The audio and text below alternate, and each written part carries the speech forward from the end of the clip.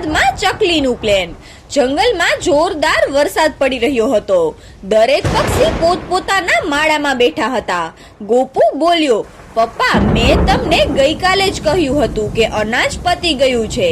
ગઈકાલનું કામ તો ચાલી ગયું, પણ આજનું શું? શું તમે મને ભૂખ્યો સુવડાવશો? ગોપાલ બોલ્યો, આવું કેમ કહે છે ગોપુ? તારા માટે તો હું કંઈ પણ કરી શકું છું। હું હમણાં જ બહાર જાઉં છું અને કંઈક ખાવા માટે લઈને આવું છું। ગોપાલ વરસાદમાં જ ખાવાનું શોધવા નીકળી પડે છે, પણ ઘણું ભટક્યા પછી પણ તેને કંઈ પણ નથી મળતું। એટલામાં મિન્ટુ ચકલી ગોપાલને વરસાદમાં ભટકતા જોઈ લે છે। મિન્ટુ બોલી, ગોપાલ, આટલા વરસાદમાં અહીં શું કરી રહ્યો છે? ઓ ગોપાલ ભાઈ, શું થયું? બહુ જોરદાર વરસાદ છે, પોતાના દરમાં જાઓ, આવી રીતે બહાર ન રહો। ગોપાલ બોલ્યો, અચ્છા, મને ઘરે મોકલી રહી છે અને તારું શું? તું પણ વરસાદમાં બહાર છો। મિન્ટુ બોલી, મારી વાત અલગ છે ગોપાલભાઈ। પિંકીને ભૂખ લાગી છે તો તેના માટે ફળ લેવા માટે જઉં છું, પણ તમે બહાર કેમ છો? ગોપાલ બોલ્યો, જે કામ તું કરી રહી છે એ જ કામ હું કરવા આવ્યો છું। ગોપુને ભૂખ લાગી છે અને ઘરમાં અનાજનો દાણો પણ નથી। લાગે છે કે આજ રાત ભૂખ્યા પેટે જ ગુજારવી પડશે। જુઓ ને, આટલી વારથી ફરી રહ્યો છું પણ કંઈ પણ મળ્યું નહીં। મિન્ટુ બોલી, એવી વાત છે તો આ લો, તમે આ ફળ લઈ લો। હું અત્યારે ઝાડ પરથી બીજા ફળોને તોડી લઈશ। તમે આ ફળને ગોપુને ખવડાવો અને તમે પણ ખાજો। ગોપાલ બોલ્યો, તું સાચે ખૂબ જ સારી છે। પહેલા તું ફળ તોડી લે, જ્યારે તું ઘરે જઈશ ત્યારે જ હું પણ ઘરે જઈશ। મિન્ટુ ઝાડ પરથી ફળ તોડવા લાગે છે કે ત્યારે જ એક જોરદાર અવાજ આવે છે। ગોપાલ બોલ્યો, આ શું થયું મિન્ટુ? મિન્ટુ બોલી, લાગે છે કે કોઈનો માળો પડી ગયો છે। ક્યાંક મારો જ નથી પડી ગયો ને? મિન્ટુ અને ગોપાલ તરત જ મિન્ટુના ઘર તરફ પહોંચે છે। ત્યાં તેમનો માળો જમીન પર પડેલો હતો અને રૂપા માસી પિંકીને શાંત કરાવી રહ્યા હતા। મિન્ટુ બોલી, નહીં બેટા, આવી રીતે રડાય નહીં। શું થયું? આપણું ઘર તૂટી ગયું, એમાં આપણે બીજું ઘર બનાવી લઈશું। રૂપા માસી બોલ્યા, તે બધું તો ઠીક છે, પણ તું આટલા વરસાદમાં બચ્ચાને એકલી છોડીને ક્યાં ગઈ હતી? મિન્ટુ રૂપા માસીને બધી જ વાત કહે છે। રૂપા માસી તેને આશ્વાસન આપીને ઘરે ચાલ્યા જાય છે। ગોપાલ બોલ્યો, મિન્ટુ, તારું ઘર તો બિલકુલ તૂટી ગયું છે। વરસાદ પણ બહુ જોરદાર છે, તોફાન પણ આવી શકે છે, તો તું હવે રહીશ ક્યાં? મિન્ટુ બોલી, મને મારી ચિંતા નથી ગોપાલભાઈ, બસ પિંકીની ચિંતા છે। ગોપાલ બોલ્યો, તું એક કામ કર, મારી સાથે મારા ઘરે ચાલ। પિંકી હજી નાની છે, તેને આવી રીતે વરસાદમાં રાખવી બરાબર નથી, અને તારી પણ તબિયત ખરાબ થઈ ગઈ તો ચાલો, બંને મારી સાથે ચાલો। આ રીતે ગોપાલ મિન્ટુ અને પિંકીને પોતાના ઘરે લઈ જાય છે અને પછી ચારેય ફળ ખાય છે। અહીં પિંકીની નજર ગોપાલના ઘરમાં રાખેલા એક રમકડા પર પડે છે। પિંકી બોલી, મમ્મી મમ્મી, તે જુઓ કેટલું સરસ રમકડું છે। જો એવું આપણી પાસે હોત તો આપણે બંને વરસાદથી બચીને તેમાં બેસીને ક્યાંક દૂર ચાલ્યા જાત। ગોપાલ બોલ્યો, વિચાર તો બહુ સારો છે, પણ બેટા, આ ફક્ત એક રમકડું છે અને એવું જ મોટું વિમાન બનાવવા માટે કોઈ એન્જિનિયરની જરૂર પડે છે। મિન્ટુના બસની વાત નથી આ। ગોપાલની વાત પર ગોપુ હસી જ રહ્યો હતો, એટલામાં કોક દરવાજો ખખડાવે છે। ગોપાલ જાય છે અને દરવાજો ખોલે છે। ગોપાલ બોલ્યો, અરે રૂપા માસી, કાલુભાઈ, ટોની, શું થયું? રૂપા માસી બોલ્યા, શું કહીએ, વાવાઝોડું ખૂબ જ વધી ગયું છે। અમારા બધાના માળાની છત ઉડી ગઈ છે। અહીં એક તારું જ ઘર છે જે સલામત છે, એટલે મદદ માંગવા માટે અમે આવ્યા છીએ। ગોપાલ દિલનો ખૂબ જ સારો હતો, એટલે તે બધાને અંદર લઈ લે છે અને બધા પક્ષીઓ રાત ત્યાં જ રહે છે। બધા સૂઈ રહ્યા હતા, પણ મિન્ટુને ઊંઘ જ નહોતી આવતી। મિન્ટુ બોલી, હું કેમ નથી બનાવી શકતી એવું પ્લેન? અરે, આખા જંગલમાં સૌથી સરસ માળો હું જ બનાવું છું, તો પછી આ પ્લેન હું કેમ ન બનાવી શકું? હવે તો હું આવું એક વિમાન બનાવીને જ રહીશ। બીજી સવારે વરસાદ બંધ થઈ જાય છે। બધા પક્ષીઓ પોતપોતાના માળા સરખા કરવા લાગે છે। પિંકી બોલી, મમ્મી મમ્મી, જો ફરીથી વરસાદ આવ્યો તો શું ફરીથી આપણું ઘર તૂટી જશે? મિન્ટુ બોલી, નહીં, કારણ કે આ વખતે મેં મારી વહાલી દીકરી માટે ખૂબ જ મજબૂત મજબૂત ઘર બનાવ્યું છે અને જો તૂટી પણ ગયું તો કોઈ વાંધો નહીં, ફરી બનાવી લઈશું. પિંકી બોલી, મમ્મી હવે તમે ક્યાં જઈ રહ્યા છો? મિન્ટુ બોલી, હું થોડા લાકડા અને જરૂરી સામાન લેવા માટે જઈ રહી છું. પિંકી બોલી, પણ કેમ મમ્મી? આપણું ઘર તો બની ગયું અને થોડા લાકડા અને તણખડા પણ વધ્યા છે.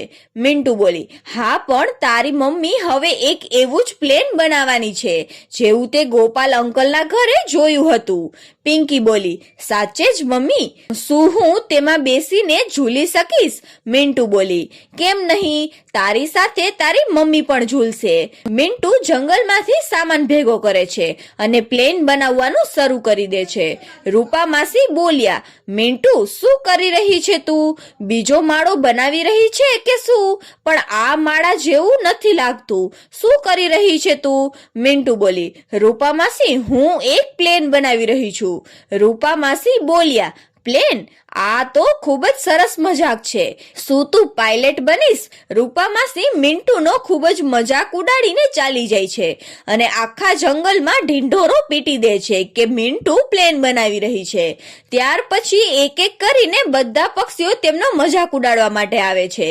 ટીનુ બોલ્યો, મિન્ટુ તારું આ પ્લેન બની જાય તો એક દિવસ માટે અમને ભાડે આપી દે છે. એમાં એવું છે કે તારા ભાભીને ફરવા લઈ જવા છે.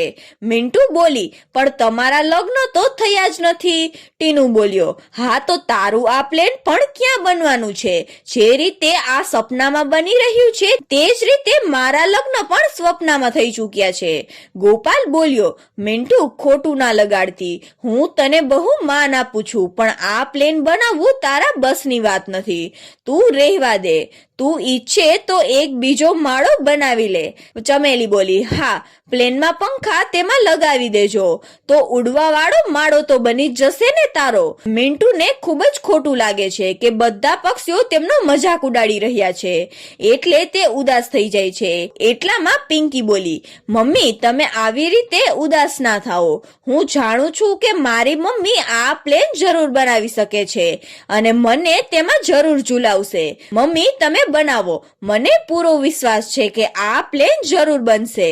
મિન્ટુ બોલી, મારી દીકરી જોતું ન હોત તો કદાચ મારી હિંમત અત્યાર સુધીમાં તૂટી ગઈ હોત. સાંજે જોરદાર વરસાદ શરૂ થઈ જાય છે પણ મિન્ટુ વરસાદમાં પણ પ્લેન બનાવવાનું ચાલુ રાખે છે. પિંકી બોલી, મમ્મી અંદર આવી જાઓ, તમે પલળી રહ્યા છો, તમારી તબિયત ખરાબ થઈ જશે, કાલે પૂરું કરી દેજો તેને. મિન્ટુ બોલી, નહીં બેટા બસ પૂરું થવામાં જ છે, થોડી વારની વાત છે, તું અંદર જ રહે, બહાર નહીં આવ. ખૂબ જ જોરદાર વરસાદ પડી રહ્યો છે. મિન્ટુ વરસાદમાં પણ પ્લેન બનાવવાનું ચાલુ રાખે છે અને આખરે પ્લેન બનીને તૈયાર થઈ જાય છે. પિંકી બોલી, મમ્મી આ તો ઉડી રહ્યું છે. મિન્ટુ બોલી, હા બેટા ઉડી રહ્યું છે, હવે મારું કામ પૂરું થયું, કાલે બધાને બતાવીશ કે મેં પ્લેન બનાવી લીધું. આ કહીને મિન્ટુ પોતાના માળામાં જવા લાગે છે કે ત્યારે જ એક જોરદાર પવન સાથે તેમનો માળાની છત ઉડી જાય છે અને પછી ભયંકર તુફાન શરૂ થઈ જાય છે. ચારે બાજુ ઠંડો પવન ફૂંકાવા લાગે છે, ઝાડવાઓ જોર જોરથી હલવા લાગે છે, વરસાદની ઝડપ વધી જાય છે, એક પછી એક બધા પક્ષીઓના માળા તૂટવા લાગે છે.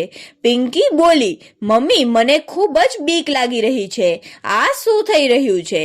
મિન્ટુ બોલી, નહીં પિંકી ડરીશ નહીં તું, ચાલ આપણે પ્લેનમાં બેસીને જઈએ, તેમાં વરસાદ આપણું કંઈ પણ નહીં બગાડી શકે. મિન્ટુ અને પિંકી પ્લેનમાં બેસી જાય છે. એટલામાં જંગલમાંથી બચાવ બચાવનો અવાજ આવવાનું શરૂ થઈ જાય છે. મિન્ટુ બોલી, રૂપા માસી ઓ રૂપા માસી શું થયું? તમે બધા ક્યાં જઈ રહ્યા છો? આટલી ઉતાવળમાં કેમ છો? કંઈક કહો. મિન્ટુનો અવાજ સાંભળીને રૂપા માસી અને બાકી બધા પક્ષીઓ તેમની પાસે આવે છે. રૂપા માસી બોલ્યા, મિન્ટુ અમારા બધાના ઘર તૂટી ગયા છે, તુફાન પણ ખૂબ જ વધારે છે, ઉપરથી શિકારી પક્ષીઓએ જંગલ પર હુમલો કરી દીધો છે, તેઓ અમારી પાછળ છે, તું આમાં ક્યાં બેઠી છે? જલ્દીથી પિંકીને લઈ લે અને અમારી સાથે ચાલ, તારો જીવ બચાવ, નહીતર આ શિકારી પક્ષીઓ તમને બંનેને નહીં છોડે. મિન્ટુ બોલી, એવું છે તો તમે બધા તરત જ પ્લેનની અંદર આવી જાઓ, આપણે બધા આમાં જ જઈશું. રૂપા માસી બોલ્યા, એટલે? મિન્ટુ બોલી, રૂપા માસી મારું પ્લેન બની ગયું છે અને આ ઉડે પણ છે. તમે બધા અંદર આવી જાઓ. રૂપા માસી બોલ્યા, શું સાચે જ આ પ્લેન ઉડે પણ છે? મિન્ટુ બોલી, હા ઉડે જ ને, મેં કહ્યું હતું ને કે હું પ્લેન બનાવીને જ રહીશ. હવે મોડું ના કરો, બધા પક્ષીઓને લઈને અંદર આવી જાઓ. રૂપા માસી અને બાકી બધા પક્ષીઓ મિન્ટુના બનાવેલા પ્લેનમાં બેસી જાય છે અને મિન્ટુ તેને ઉડાડીને લઈ જાય છે. પહેલી સમડી બોલી, અરે આ શું છે? ઉડન ખટોલા? આ તો આપણાથી પણ ઝડપથી ઉડી રહ્યું છે. ક્યાંક આપણે સપનું તો નથી જોઈ રહ્યા ને? બીજી સમડી બોલી, નહીં, મને લાગે છે કે આ મિન્ટુનું પ્લેન છે. થોડા દિવસ પહેલા જંગલમાં હોબાળો મચ્યો હતો કે મિન્ટુ કોઈ પ્લેન બનાવી રહી છે. લાગે છે કે આ તે જ છે. પેલી સમડી બોલી, ગમે તે હોય, જલ્દી ચાલ, નહીતર બધા પક્ષીઓ હાથમાંથી નીકળી જશે. બંને શિકારી પક્ષીઓ પૂરી ઝડપથી મિન્ટુના પ્લેનનો પીછો કરે છે, પણ તેને પકડી શકતા નથી અને પછી જોરથી પવનની ફૂંક આવી અને તે બંને જમીન પર પડે છે. સમડી બોલી, હાય મારી કમર, લાગે છે કે આજે મિન્ટુનું પ્લેન આપણને જીતવા જ નહીં દે. બીજી બાજુ પ્લેનમાં રૂપા માસી બોલ્યા, વાહ મિન્ટુ, તે તો કમાલ કરી દીધી. આટલું સરસ અને મોટું પ્લેન બનાવ્યું છે.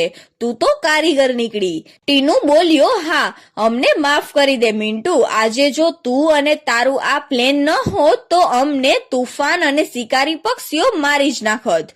મિન્ટુ બોલી, કેવી વાત કરી રહ્યા છો તમે બધા? અરે તમે બધા તો મારો પરિવાર છો અને પરિવારમાં નાની મોટી માથાકૂટ તો ચાલ્યા જ રહે છે. આ રીતે મિન્ટુ બધા પક્ષીઓને તુફાન અને શિકારી પક્ષીથી બચાવી લે છે.